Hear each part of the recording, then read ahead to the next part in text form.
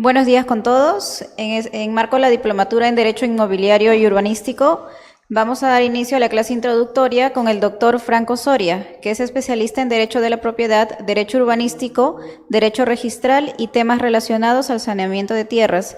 Asimismo, cuenta con conocimientos en gestión pública, se ha desempeñado en cargos como gerente general, gerente de operaciones, gerente de administración, director de gestión del patrimonio estatal y jefe de adjudicaciones de la Superintendencia Nacional de Bienes Estatales.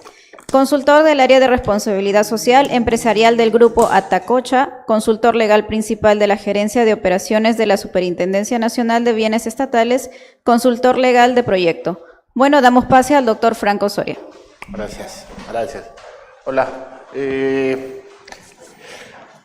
Las próximas 8 semanas vamos a conversar sobre derecho inmobiliario, sobre todo sobre aspectos vinculados a la propiedad predial y a la importancia de tener conocimientos teniendo en cuenta el amplio mercado profesional que hay en esta especialidad del derecho.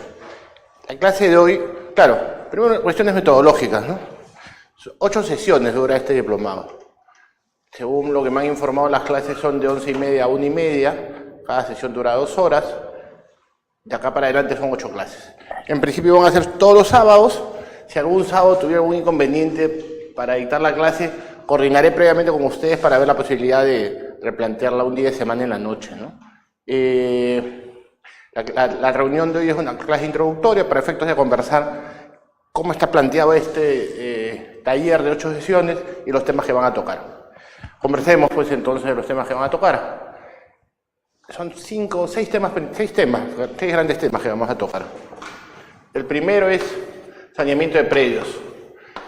En verdad, ahí vamos a hablar un poco del derecho de propiedad, características del derecho de propiedad, una pequeña introducción sobre el derecho de propiedad, cosa que ustedes sin lugar a dudas ya conocen. Luego vamos a tratar de definir qué se necesita para tener un predio saneado, teniendo en cuenta que esto es una condición necesaria, fundamental, para la ejecución de diversos proyectos de infraestructura. Basta recordar el ejemplo típico. La gran demora que ha tenido la ejecución de la ampliación del aeropuerto Jorge Chávez, que entre muchos problemas, uno de sus principales problemas está vinculado a temas de saneamiento de predios. De tal forma que este es un tema transversal que se ve en cualquier ejecución de proyecto de infraestructura vinculado a expropiación o ejecución de proyectos de infraestructura públicos y privados, de tal forma que es un tema continuo, recurrente y que tiene que ver con muchas aristas que vamos a tratar de conversarlas en las próximas 2 a 3 sesiones. Nos va a tocar este tema. Propiedad y saneamiento de predios. Luego vamos a hablar también de expropiación.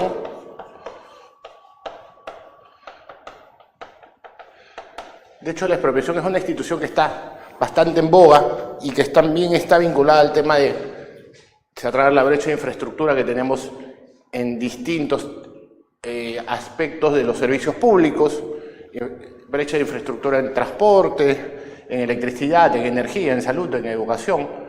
La ley de expropiación, el decreto legislativo 1192, que desde su creación ha tenido 2 modificatorias, el decreto legislativo 1330 y el decreto legislativo 1366, es una norma bastante agresiva, entendiendo como agresiva, una norma que lo que busca es que el Estado, con prontitud, se convierta en propietario del predio y asimismo se convierta en poseedor del predio. La ley establece una serie de mecanismos para que el Estado tome posesión del predio. Porque claro, la toma de posesión va a posibilitar el inicio de la ejecución del proyecto de infraestructura. Y la mirada de la ley está claramente destinada a eso. Históricamente el Perú se ha demorado muchísimo en la ejecución del proyecto de infraestructura. Vuelvo a mi ejemplo inicial, el aeropuerto Jorge Chávez. Y la ley lo que busca es evitar eso, entre otras cosas, pero uno de sus principales acercamientos es tratar de acelerar la ejecución de los proyectos de infraestructura. Y tanto es así que en su exposición de motivos así lo menciona. Esta ley busca acelerar.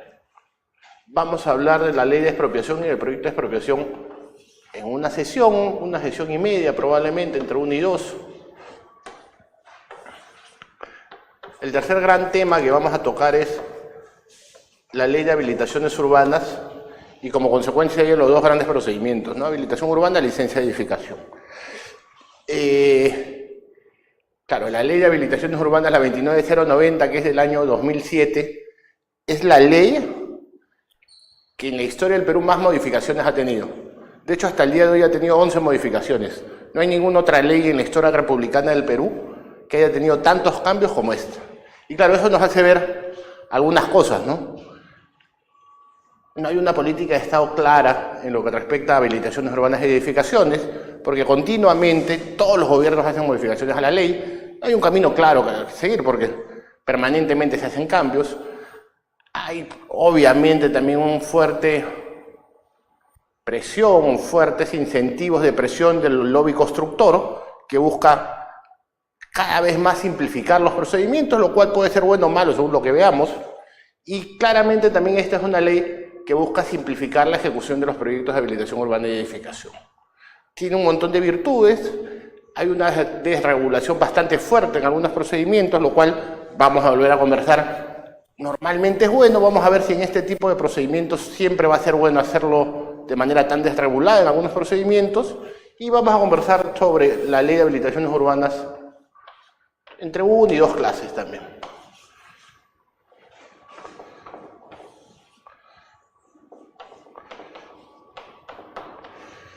El otro gran tema que vamos a desarrollar es la propiedad exclusiva y propiedad común, que cuando yo estudié en la universidad se llamaba propiedad horizontal, es lo mismo.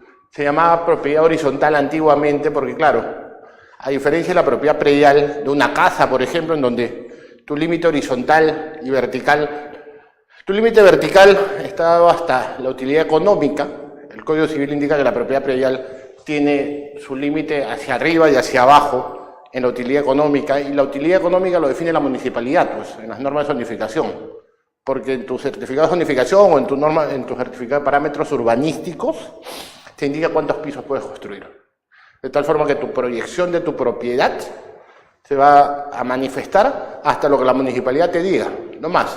Pero claro, en el Perú continuamente mucha gente viola las normas urbanísticas, pero ya estamos hablando de una construcción irregular.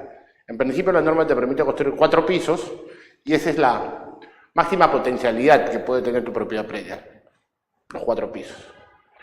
En los edificios, que es el ejemplo clásico de propiedad horizontal, como se llamaba antiguamente, se llamaba así porque el límite es horizontal, pues, porque tú estás en el segundo piso y tú no puedes ir más allá del límite horizontal que te da el tercer piso, el departamento que está encima tuyo. Y así sucesivamente, hay un límite claramente horizontal.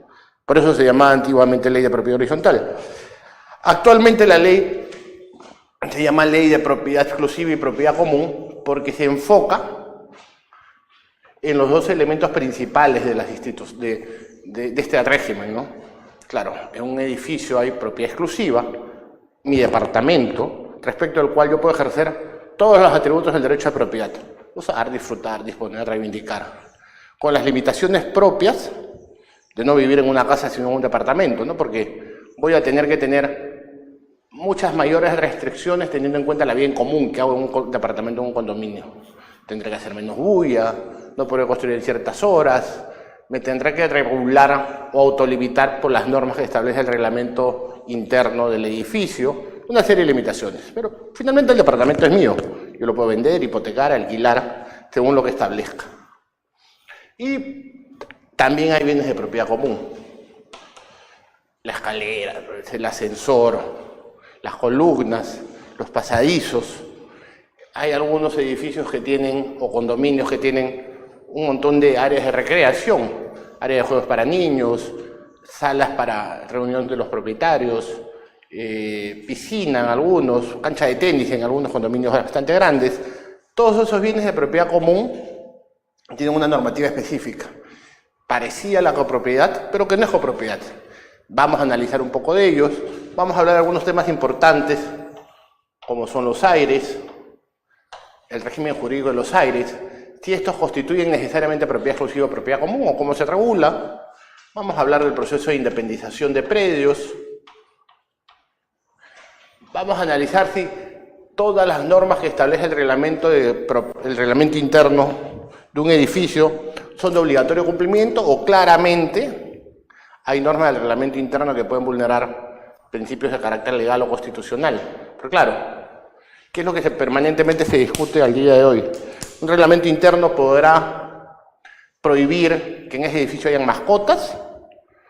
Un reglamento interno podría prohibir eventualmente o desde el origen una constructora podrá edificar y proyectar un edificio destinado a, qué sé yo, a personas menores de 35 años y buscar evitar que en ese edificio vivan personas mayores, porque claro, por la tecnología, por las características propias del edificio, un edificio ecológico, muy tecnológico, personas que usan bicicletas y no autos, se podría segmentar la oferta a personas jóvenes y prohibir esa oferta a personas mayores. De hecho, eso se da ya en Europa. En algunos países de Europa hay edificios que están estructurados y diseñados para personas menores de 30 años, ¿no? Porque es una oferta que está segmentada de esa forma. Lo que se discute es si esa segmentación de oferta constituye o no violación a principios constitucionales. Y un poco que vamos a conversar de eso. Saneamiento de propiedad, expropiación, habilitación urbana, licencia de edificación, propiedad exclusiva y propiedad común. Son los 5 grandes temas que vamos a desarrollar en las próximas 8 semanas. De hecho, es un poco ambicioso el temario porque en verdad son 16 horas. Vamos, como entenderán, a tocar los puntos principales de todas estas 5 instituciones, porque en realidad, si quisiéramos desarrollar convenientemente expropiación, es decir, en todos sus matices, tendríamos que tomar las 16 horas, sin lugar a dudas. Y yo creo que casi en cualquiera de los temas, expropiación, saneamiento de predios, pero vamos a tratar de tocar lo principal. Este taller busca sobre todo ser eminentemente práctico, así que yo les suplicaría que, de ser posible, antes de las reuniones, revisen yo he proporcionado al Instituto materiales de lectura de todos los temas. Básicamente autores nacionales, porque hay mucha literatura extranjera que es bastante buena, muy buena, pero yo he tratado de poner autores nacionales porque reflejan más la realidad nacional y tienen un acercamiento más directo, ¿no? Probablemente, claro, si el taller fuera de mucha mayor extensión, ya tocaremos la literatura internacional, pero yo creo que con los autores nacionales basta y sobra para un taller de la duración que tiene este. Yo les suplicaría que en la medida de lo posible lo lean antes de las reuniones, cosa que la reunión sobre todo permita discutir y plantear supuestos, casos, preguntas y todo lo demás.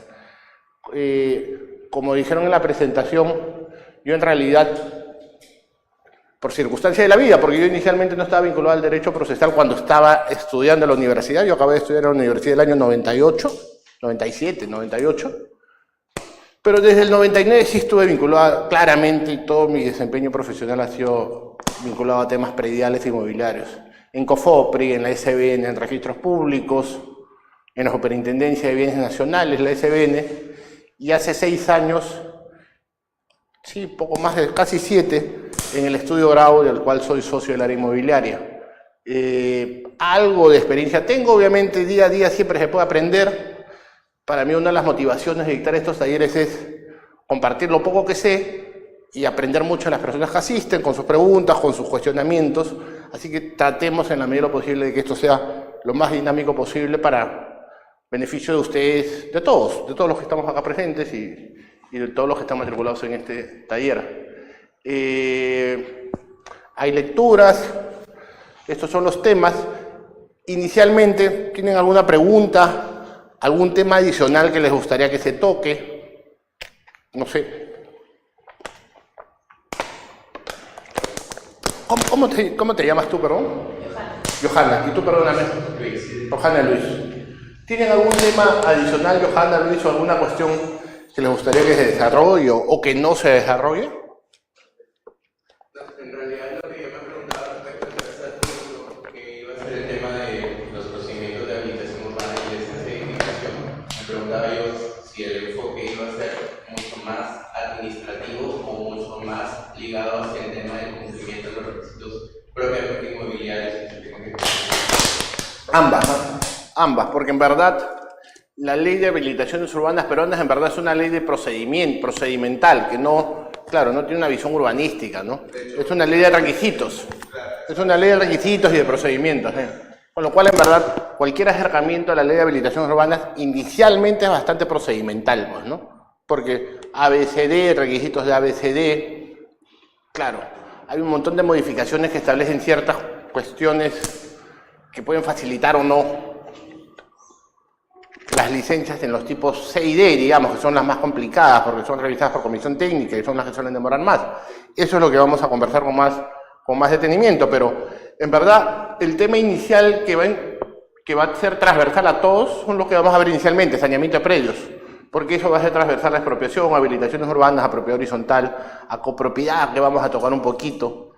Este gran tema es transversal a todo, porque claro, problemas de saneamiento se ven en expropiación, en habilitaciones urbanas, en licencia de edificación. Esta va a ser, digamos, la gran matriz del taller y luego, claro, vamos a tocar específicamente los demás temas. ¿Sí?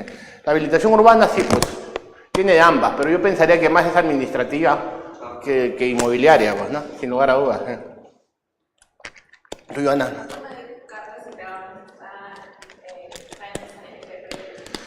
No recuerdo si en este taller entra cargas o gravámenes, pero de hecho no tendré ningún problema en desarrollarlo. No recuerdo. Pensaría que no. Pero si a ustedes les interesa es cuestión de ver cómo lo acomodamos y ponerlo. No estoy seguro. Hasta donde yo recuerdo pensaría que no toca.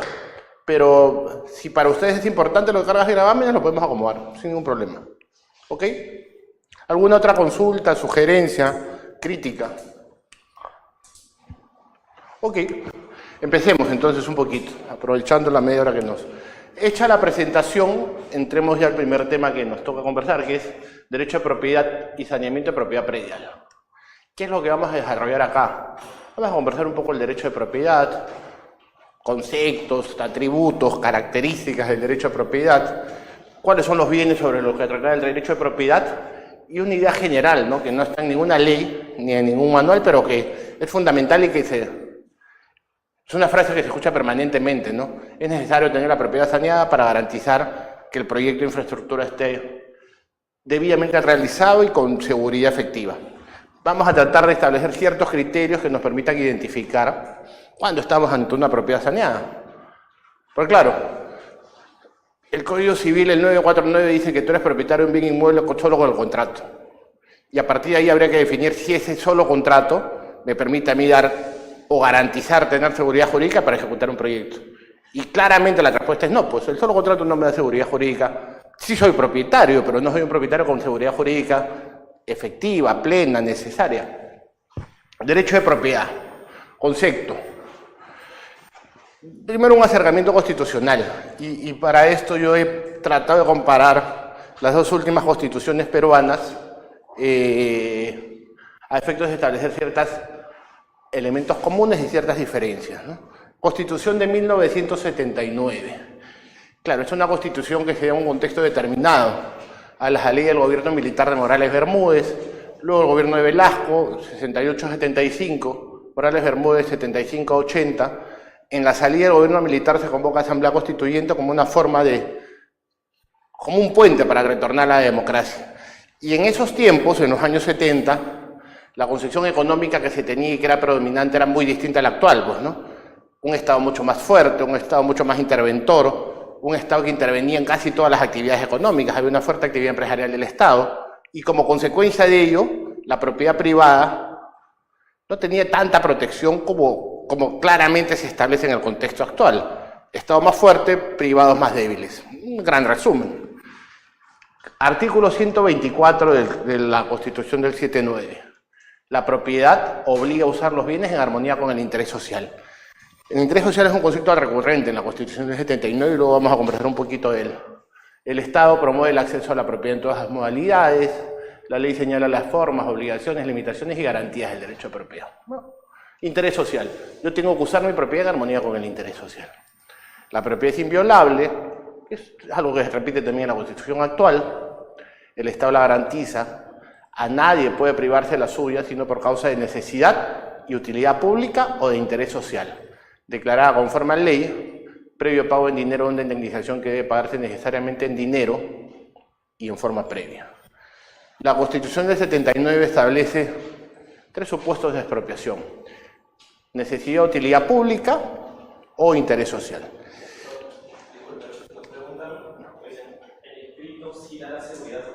Perdóneme. Nos están preguntando, Sí. nos dicen, el inscrito, si al inscribirlo sí da la seguridad jurídica. En teoría sí, vamos conforme avanzando y darnos llegar a aterrizar la idea que en el Perú, inclusive teniendo tu propiedad inscrita, puede que no tenga seguridad jurídica porque hay patologías como duplicidades registrales, inscripciones que no permiten identificar dónde está el predio y una serie de situaciones.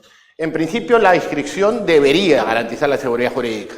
En el Perú, como en muchos países que tienen un sistema registral parecido al nuestro, aún con la inscripción, no necesariamente hay seguridad. Es una patología, lo vamos a ver más adelante.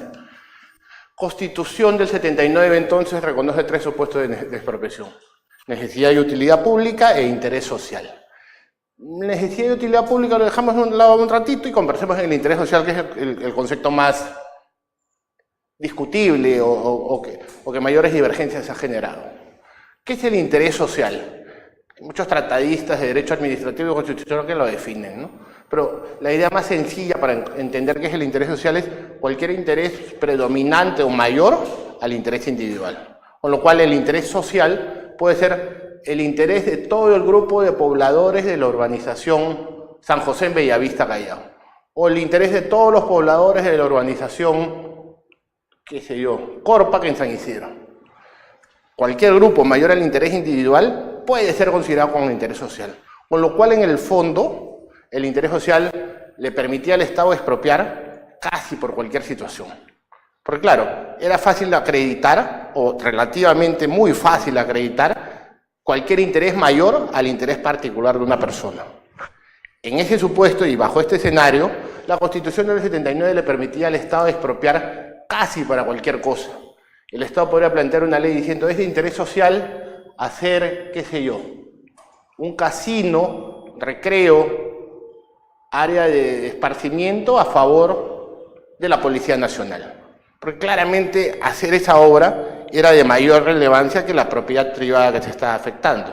El Estado casi podía hacer cualquier cosa para el interés social. ¿Cuáles eran las expropiaciones que históricamente, solo para hacer la idea, perdón, se han dado al amparo de la Constitución del 79, amparadas en el interés social, y antes del 79?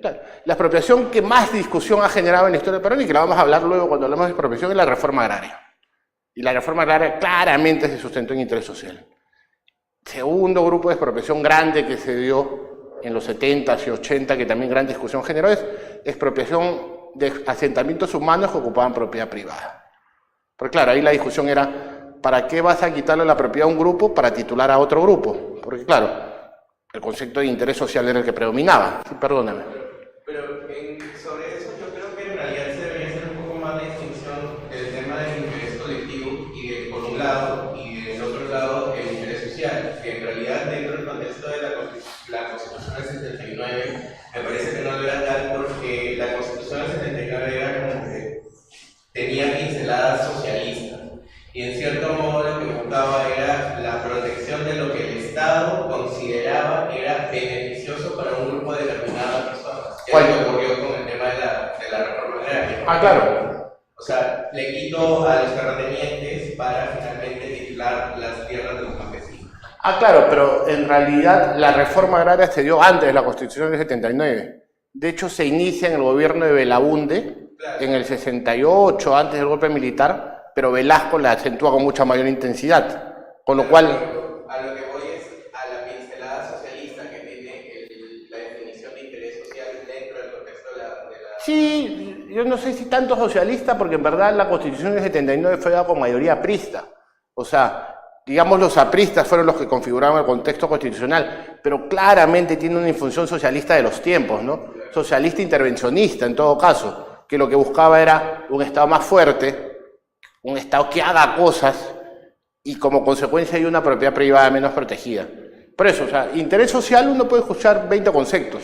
Accidente ría, pareja, tratadistas de derecho administrativo, constitucional, tienen distintos conceptos. El más fácil de entender es, interés social es cualquier interés mayor al interés individual. Cualquiera. Y a partir de eso el Estado en verdad casi podría expropiar por cualquier cosa. Todos los conceptos jurídicos de este tipo, interés social, necesidad pública, utilidad pública, seguridad nacional, que está en la Constitución actual, son conceptos jurídicos estándar, pues, ¿no? Con lo cual, el mismo concepto en el tiempo puede tener distintas interpretaciones, va variando. Pero claro, interés social, cualquier interés mayor al individual. ¿Qué permite eso al Estado? Expropiar cuando le dé la gana. Tu propiedad privada, entonces, no tiene una garantía efectiva porque el Estado lo puede expropiar cuando quiera. ¿Eso es bueno o malo? Depende del régimen económico que quieras estar, pues, ¿no? En un régimen económico con un Estado fuerte, interventor, que hace actividad económica, que es el promotor de la economía, modelo que yo creo que es equivocado, claramente es lógico que el Estado pueda expropiar por interés social. En esa línea estaba la Constitución del 79. Cuando se modifica la Constitución del 79 con la Constitución del 93, el debate principal era ese. Necesitamos que... Claro, acuérdense que la Constitución del 93 se da luego el golpe de Estado del 5 de abril, y en un contexto económico que el Perú era peor que Etiopía, peor que cualquier país africano completamente de cuarto o quinto mundo. Luego el gobierno aprista, el Perú está en una situación económica calamitosa, ¿no? Esta Constitución, y podemos estar de acuerdo o no con todo anterior del gobierno de Fujimori, con el golpe de Estado, pero esta Constitución lo que de alguna forma busca, con todos sus muchísimos defectos, es establecer un régimen económico de una economía de mercado y desmontar el Estado intervencionista y el Estado de actividad empresarial en casi todos los sectores, porque antes del 90 el Estado intervenía en luz, en agua, en minería, en electricidad. El Estado intervenía en todas las actividades económicas. Esta Constitución, e incluso antes de esta Constitución, este Estado tan grande se fue desmontando. Y la Constitución del 93 lo que busca era ya establecer bases constitucionales para un régimen económico en el cual la iniciativa privada sea el motor de la economía y ya no tanto el Estado. ¿Qué es lo que dice el artículo 70 de esta Constitución? Inicialmente lo mismo, ¿no? El derecho de propiedad es inviolable, que es una frase que está, digamos, en todas las constituciones o los acuerdos internacionales sobre propiedad, porque es una garantía que el Estado da. El Estado la garantiza, se ejerce en armonía con el bien común, ya no interés social, sino bien común, que es un concepto distinto, ¿no? ¿Qué es la idea más fácil de un bien común? Un bien que beneficia a la colectividad en general, pues, ¿no? A la sociedad en su conjunto, no a un grupo determinado. Y dentro de los límites de la ley. A nadie puede privarse de su propiedad sino exclusivamente por causa de seguridad nacional o necesidad pública. Claro, las causales de expropiación cambian, pues, ¿no? Ya no hay interés social como causal de expropiación, sino se habla de seguridad nacional y de necesidad pública. Y esa es una garantía de la propiedad privada. Tu propiedad privada solamente va a poder ser afectada por esos dos supuestos que establece la Constitución. Seguridad nacional es un concepto mucho más fácil de plasmar en la realidad, pues, ¿no? Pero ¿cuándo habrá un supuesto que vulnere la seguridad nacional? Que ojalá no suceda nunca. ¿Guerra exterior o guerra interna? Conflicto interno. Si tenemos alguna guerra con cualquier país vecino, con cualquier otro país, se activa el supuesto de expropiación. Si vuelve el terrorismo, un conflicto interno, que esperemos que nunca vuelva, todos deseamos que nunca suceda, pues claramente se activa el supuesto de expropiación. Expropiar un terreno en Ayacucho, si es que volviera el terrorismo en Ayacucho, claramente sería permisible, si es que estamos en ese supuesto. Seguridad nacional, yo creo que no hay mucho conflicto sobre en qué supuesto se activa. Necesidad pública, claro, ahora lo voy a plantear de manera muy introductoria porque en verdad vamos a discutir mucho más cuando lleguemos a expropiación, pero sobre necesidades públicas sí hay un poco más de discusión, ¿no? Necesidad pública se entiende como aquel supuesto que en general beneficia a toda la colectividad en su conjunto, como primera idea. Ejemplos de esto: la ampliación del aeropuerto, pues, la construcción de un colegio, la construcción de una carretera, la construcción de un hospital. Puede ser que cualquiera de ustedes nunca use ese servicio público, porque ustedes probablemente se atienden en un colegio privado o un hospital privado y no utilicen ese servicio público. Puede que nunca utilicen el aeropuerto Jorge Chávez porque tienen fobia a volar, pero potencialmente ese servicio está dispuesto para que cualquier ciudadano lo pueda utilizar.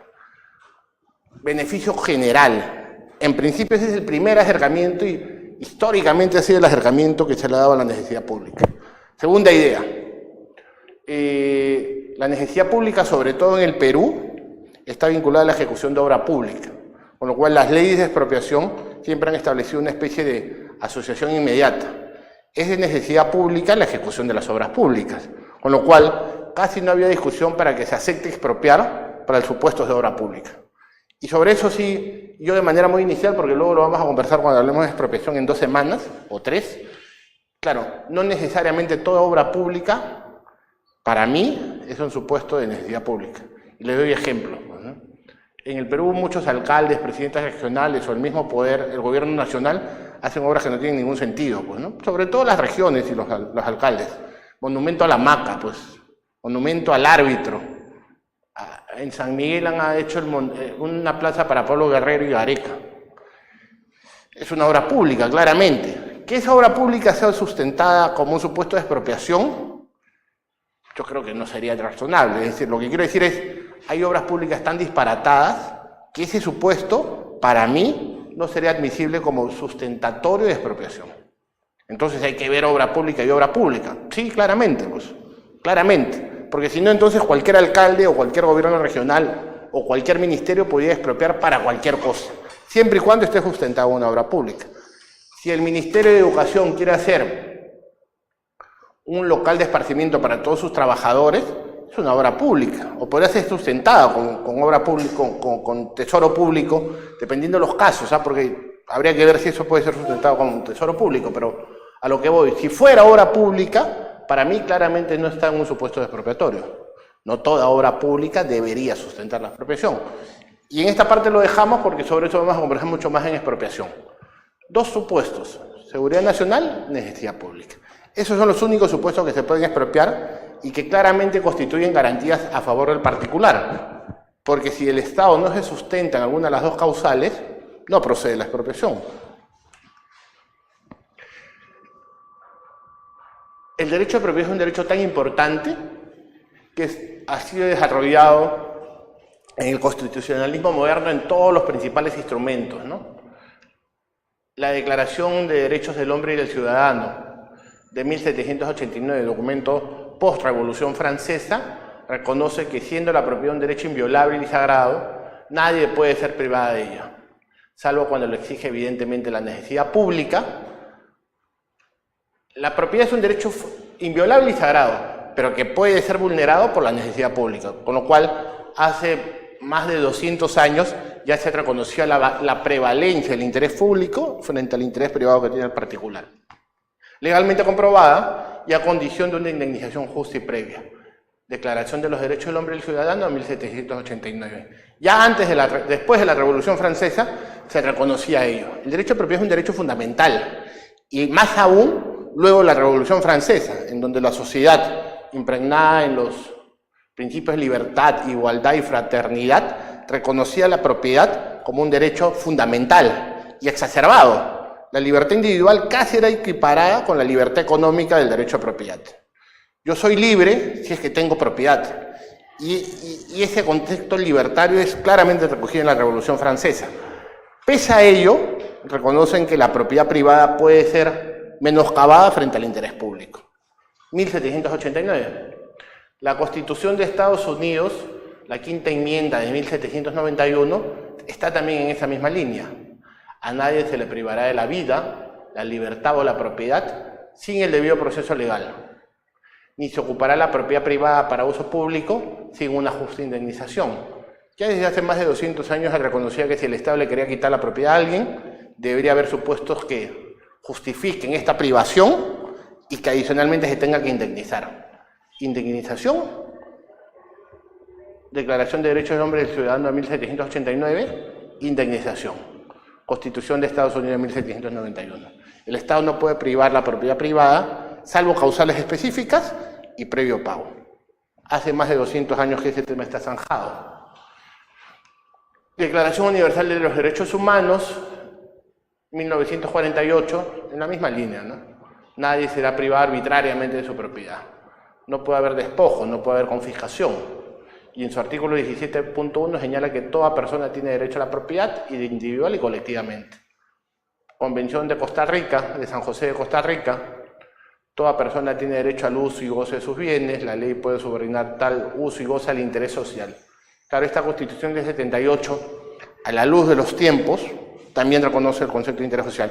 Esta convención ha sido ratificada por el Perú, está vigente, pero esta parte del interés social se debe entender claramente que está desfasada o tácitamente rechazada con la actual Constitución del 93. Ninguna persona puede ser privada de sus bienes, excepto mediante el pago de indemnización justa. Claro, en la expropiación uno de los grandes temas, yo creo que la expropiación tiene dos grandes temas. Saneamiento, porque el saneamiento, o sea, saneamiento vinculado a identificar quién es el sujeto pasivo. Porque en el Perú identificar el sujeto pasivo es recontra difícil, porque no es fácil de determinar quién es el propietario, por una serie de problemas que vamos a ir conversando ya la próxima semana.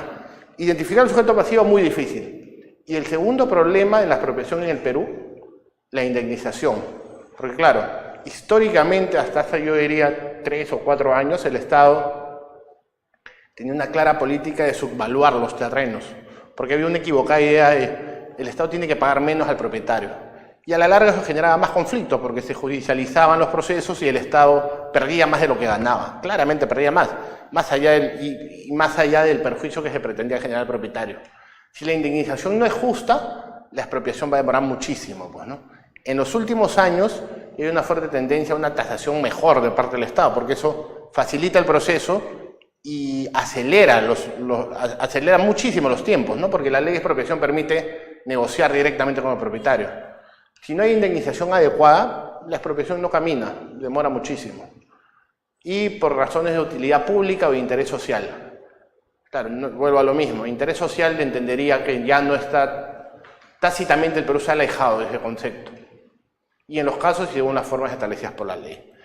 Si uno revisa cualquier documento constitucional importante de los últimos 2 o 3 siglos, se reconoce a la propiedad privada como un derecho absoluto, pero que decae ante el interés público, como concepto general. La propiedad como derecho fundamental en la Constitución del 93 es de tal importancia, es decir, la propiedad privada en ese contexto de los años 90 se le dio tal importancia que estuvo reflejada expresamente o se le indica expresamente en 7 artículos. Artículo 2, numeral 8, artículo 2, numeral 16, 60, 70, 71, 88, 89.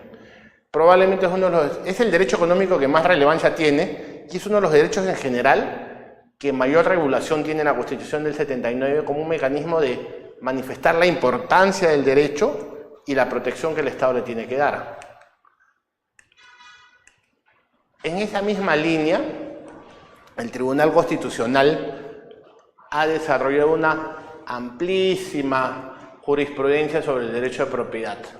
Yo, en verdad, he recogido las últimas sentencias del año 2002 en adelante, que básicamente desarrollan el concepto de la propiedad y de los límites del derecho, y muy rápidamente, para acabar la reunión de hoy, vamos a revisar algunas de ellas, ¿no? Esta es una sentencia del año 2002, y que para mí es una de las más interesantes, porque reconoce un elemento que es fundamental para la existencia efectiva del derecho de propiedad privada.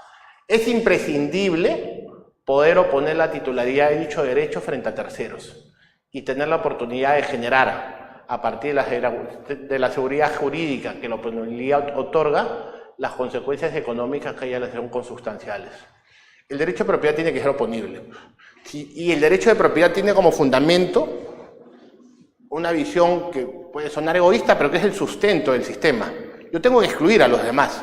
Si no estoy en la capacidad de acreditar plenamente que este teléfono es mío y no de ustedes, el sistema no funciona. La propiedad tiene que excluir. Excluir en el sentido que defina claramente quién es el titular y como consecuencia defina quiénes no tienen derecho sobre ese bien.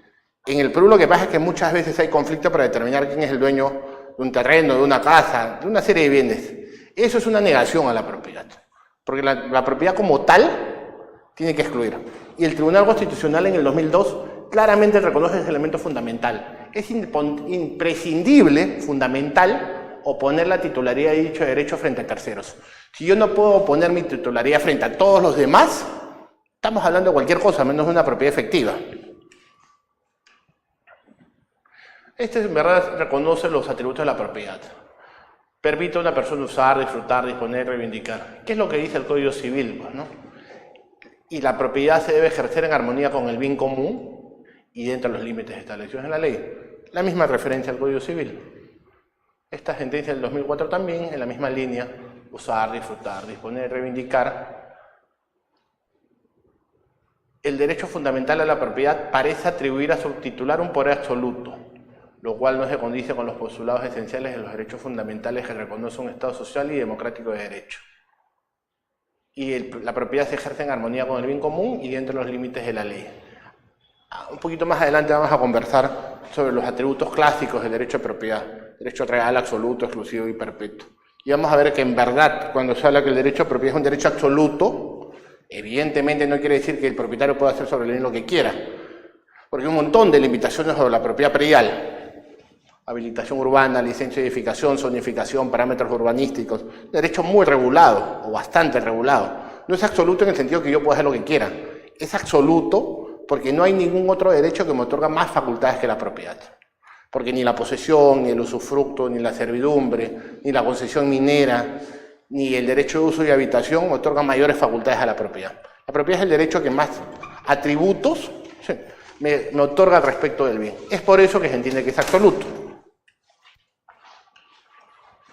Sentencia del Tribunal Constitucional del año 2004. La propiedad garantiza que el poder estatal no invada los ámbitos de la propiedad fuera de lo permisiblemente aceptado por la Constitución. Criterio de ponderación.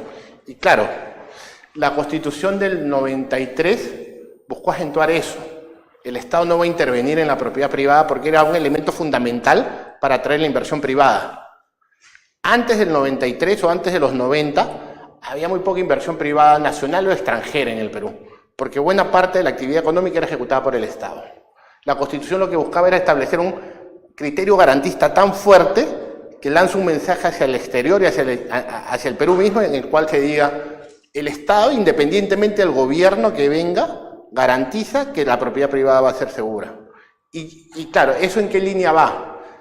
Entre el 90 y el 93 se dieron los primeros y los principales procesos de privatización de empresas públicas. Se privatizó la Compañía Peruana de Teléfonos, se privatizó la empresa Yugan Hierro Perú, que era la empresa estatal que producía hierro. Se privatizaron un montón de empresas eléctricas y mineras, de telecomunicaciones. Y se tenía que dar un mensaje claro, pues, ¿no? Aquella empresa privada que adquiera estos activos que eran del Estado, el Estado le va a garantizar la protección plena a su derecho de propiedad. Ese era el contexto económico en el cual la Constitución del 93 tenía como necesidad garantizar la propiedad privada.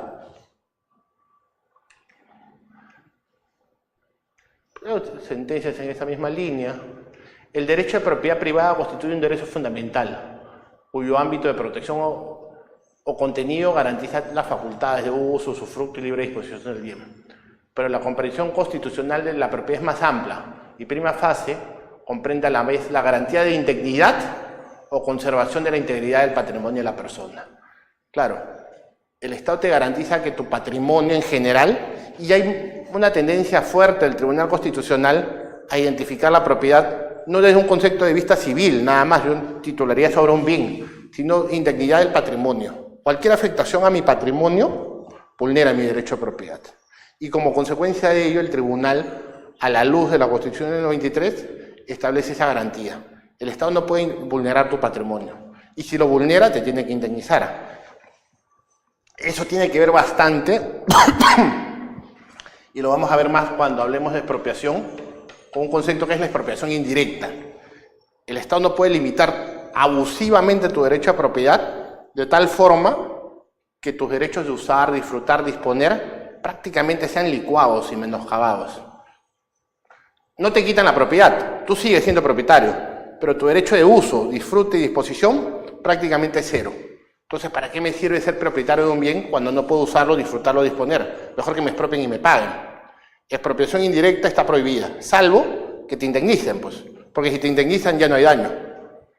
Y eso es lo que permanentemente el Tribunal Constitucional ha buscado establecer en una serie de sentencias. Si vulneran tu patrimonio, el Estado tiene que indemnizar, porque está, en el fondo está violando tu derecho a propiedad. Función social del derecho de propiedad, que es un concepto que está reconocido en la Constitución del 93. Obviamente el derecho de propiedad no es absoluto.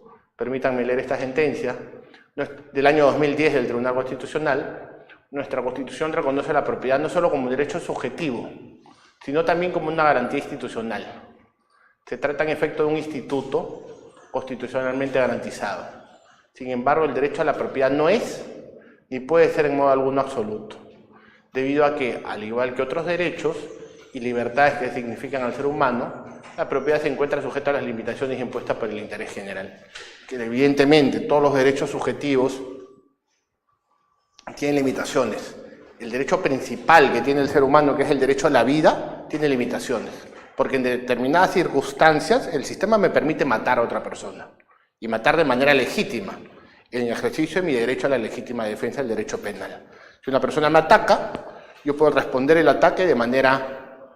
Claro, antes el criterio era proporcional, digamos que el criterio en derecho penal ha variado un poco de manera razonable, ¿no? Porque claro, cuando el criterio era proporcional, si alguien me atacaba con un cuchillo y yo respondía con una pistola, pues absurdamente decían que no era proporcional y podía ir la persona presa.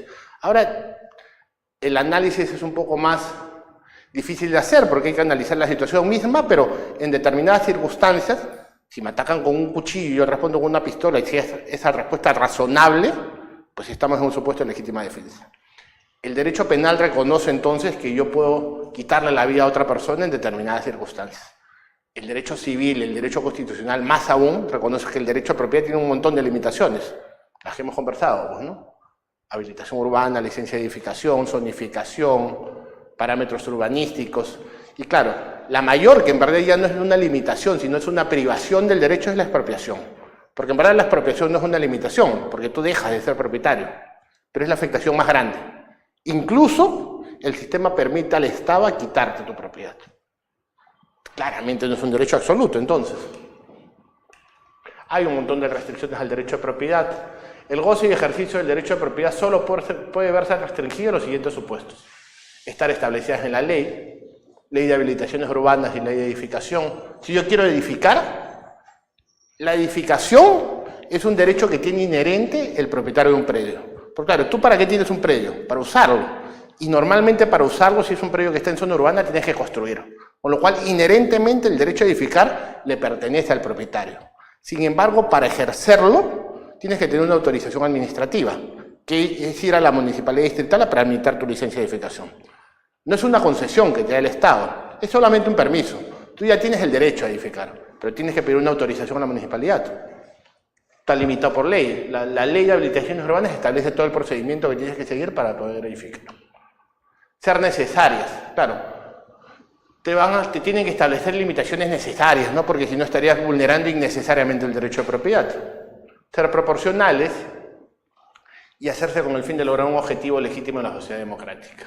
Así el derecho de propiedad solamente puede ser materia de restricciones por las causas y finalidades generales de la propia Constitución. Claramente es un derecho limitado, pero tiene que ser razonable esa limitación. El 923 del Código Civil propiamente no establece una definición del derecho a propiedad, pero establece los elementos, los atributos fundamentales de este derecho, ¿no? La propiedad es el poder jurídico que permite usar, disfrutar, disponer y reivindicar un bien. Debe ejercerse en armonía con el interés social. El Código Civil es del año 84 y como consecuencia de ella evidentemente tiene una influencia en la Constitución del 79. Se debería entender que este ejercicio en armonía con el interés social ha sido derogado tácitamente por la Constitución del 93 y que debe entenderse que se debe ejercer en armonía con el bien común, ya no con el interés social, y dentro de los límites de la ley. Con lo cual, en realidad, el Código Civil, los atributos de la propiedad puede ser cualquiera que uno se pueda imaginar, dentro de los límites, pero sin embargo, el Código Civil solo reconoce 4 que digamos son los principales. Usar. Yo soy propietario de un bien y como consecuencia yo tengo derecho a usar el bien. Pero mi derecho a usar implica también el derecho a no usar. Yo soy propietario, use o no use. ¿Cuál es el problema con el no uso?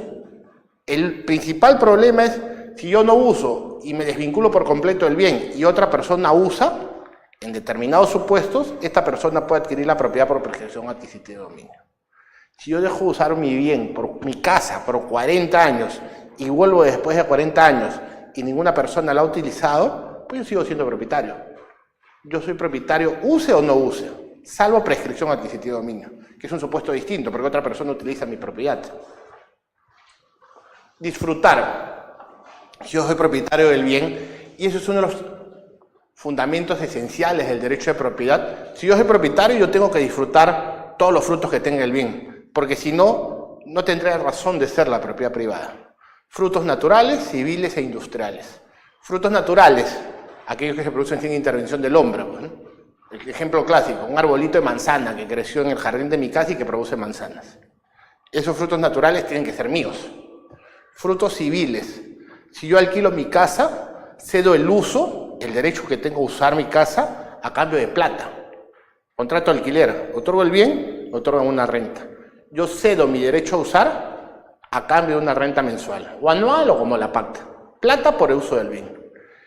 Naturalmente el propietario es el que tiene que disfrutar la renta mensual del alquiler. Salvo que obviamente dentro de su libertad decida darle la plata a la persona que él quiera. Pero en principio el fruto tiene que ser para el propietario. Natural, civil e industrial. Fruto industrial, aquel que se produce con la intervención del hombre. El ejemplo clásico es una fábrica. Yo tengo una fábrica que produce, qué sé yo, colchones. La renta que se genera por esa fábrica tiene que quedar en manos del propietario. Porque el derecho de propiedad tiene que ser un derecho que excluya, porque el derecho de propiedad en el fondo no esencialmente es un derecho egoísta, pero que es un derecho que implica que el propietario haga suyo los frutos. Si no, y claro, en los materiales hay una lectura de Bullard que de hace mucho tiempo, pero que hace referencia a autores de análisis económico del derecho y que es lógica, pues, ¿no? Si no existiera derecho de propiedad, nadie va a producir, pues. Porque yo, ¿para qué voy a tener una fábrica que produce colchones y cuando se produzcan los colchones cualquier gente puede venir y se lleva los productos? ¿Para qué voy a cultivar espárragos si cuando se haga la producción toda la gente se la puede llevar? El derecho de propiedad justamente permite eso, excluir. Y como consecuencia de la exclusión, que los frutos sean del que hace la actividad. Usar, disfrutar, disponer. El propietario puede disponer su bien como quiera, pues, ¿no? En principio como quiera, salvo que haya normas de orden público que establezcan ciertas consideraciones de carácter obligatorio. Por ejemplo, la donación. Yo puedo donar cuando quiera, pero para que el sistema me dé validez a mi donación, tengo que firmar una escritura pública. ¿Por qué? ¿Por qué creen que piden una escritura pública para la donación y no para la compra-venta?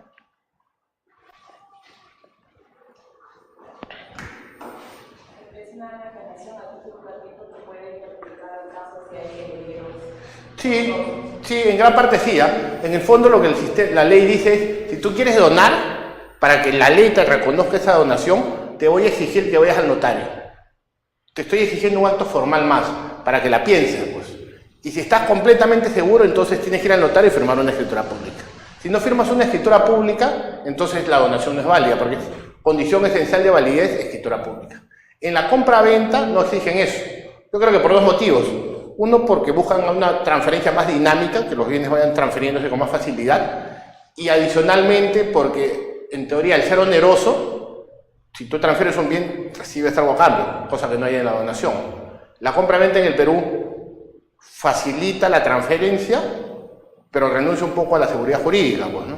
Porque si yo ahorita firmo un papel con ustedes, yo les vendo mi departamento. Pero si ustedes no lo inscriben, yo mañana se lo puedo vender a otra persona. Mala fe de mi parte. Pero si esa persona actúa de buena fe y lo escribe primero que ustedes, el contrato que ustedes tienen, que de acuerdo al 949 los convierte en propietario, decae, pues. Porque mayor prevalencia tendrá la persona que escriba primero. Seguridad jurídica, dinamismo de las transferencias comerciales, son dos valores distintos, ¿no? El 949 claramente privilegia la transferibilidad de los bienes, no tanto la seguridad. Usar, disfrutar, disponer, reivindicar. En verdad la reivindicación es una manifestación de la persecutoriedad, que es un atributo que tienen todos los derechos reales. Si yo soy propietario, poseedor, usufructuario, superficiario, y alguien me despoja de mi bien, yo puedo perseguir ese bien.